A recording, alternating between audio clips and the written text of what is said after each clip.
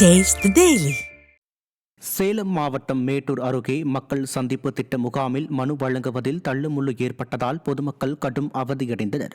மேச்சப்பட்டி குட்டப்பட்டி பகுதிகளில் திறனற்ற திமுக அரசின் சார்பில் நடந்த முகாமில் போதிய இருக்கைகள் இல்லாததால் நிகழ்ச்சியில் மனு அளிக்க வந்த பொதுமக்கள் நீண்ட நேரம் நிற்க வைக்கப்பட்டனர்.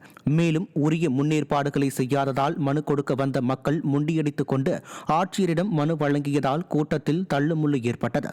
இதனால் முதியவர்களும் பெண்களும் கடும் அவதியடைந்தனர். சிவகங்கை மாவட்டம் காரைக்குடியில் கல்லூரி பெண் ஊழியர் மீது தாக்குதல் நடத்தியவர்கள் மீது நடவடிக்கை எடுக்க வலியுறுத்தி தமிழ்நாடு அரசு ஊழியர் சங்கத்தினர் ஆர்ப்பாட்டத்தில் ஈடுபட்டனர். காரைக்குடியில் உள்ள அரசு உதவி பெறும் கல்லூரியில் அலுவலக உதவியாளராக பணிபுரிந்து வரும் முத்துமாரி என்பவர் மீது கல்லூரி தற்காலிக காவலர் மற்றும் மர்ம நபர்கள் சிலர் கல்லூரி வளாகத்திற்குள்ளேயே வைத்து தாக்குதல் நடத்தியுள்ளனர்.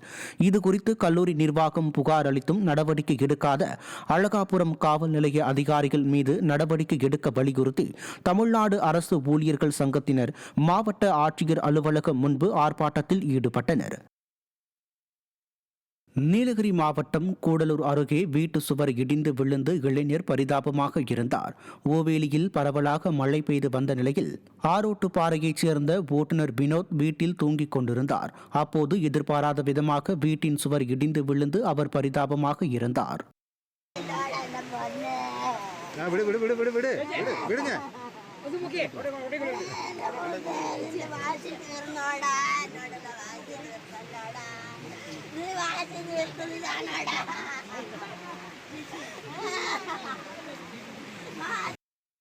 ஓய்வூதியம் உரிமை சார்ந்தது என்றும் அது தர்மமாகவோ தாராள மனப்பான்மையுடனோ வழங்கப்படுவது அல்ல என்றும் சென்னை உயர்நீதிமன்றம் தெரிவித்துள்ளது.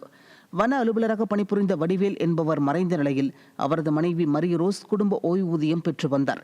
அவர் 2016ஆம் ஆண்டு இறந்த பிறகு மனநலம் பாதிக்கப்பட்ட அவரது மகனுக்கு குடும்ப ஓய்வூதியம் வழங்க கோரி தொடரப்பட்ட வழக்கில் குடும்ப ஓய்வூதியம் வழங்க உயர்நீதிமன்ற மதுரை கிளை தனி நீதிபதி உத்தரவிட்டார்.